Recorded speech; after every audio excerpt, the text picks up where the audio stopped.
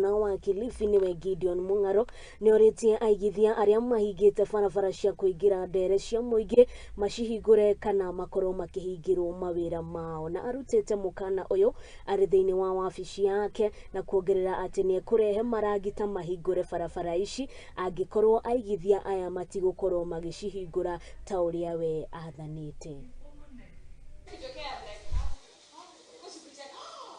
Isipokuwa kama mtu amefunga barabara za county zitafunguliwa. Tumeanza exercise mpya ya department ya ardhi kuenda kuzunguka county yote kuangalia kila mtu ambaye mfanyabiashara amefunga barabara ya beach tutavunja.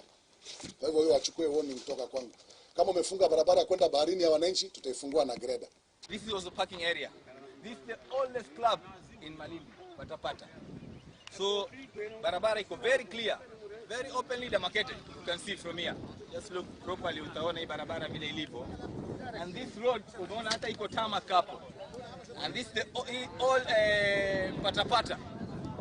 The same person nasema kuna barabara, wao ndio wako involved kwa walivyomuuzia huyu Mtaliani ambaye alikuwa deported kwa sababu ya drug peddling and other issues, drug oriented.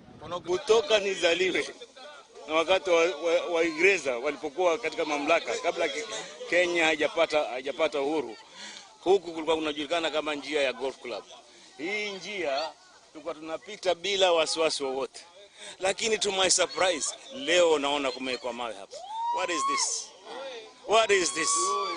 Na sisi tunasema kwa Kenya tunakaribisha watalii, tunakaribisha investors na kila mtu. Lakini kufungua njia kama hii, investor kitakwenda beach au local person kitakwenda beach, how can he move? He can't move. Kwa hisani zenu mliofunga barabara, naomba mfungue. Na nimekaa hapa, nimezaliwa hapa, nimesoma hapa.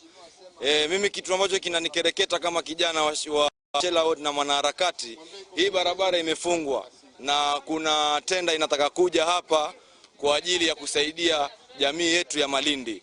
Kuna opportunity za vijana ya kazi, ikiwa hapa kutakuja opportunity ya kazi, sisi kama vijana tutafaidika.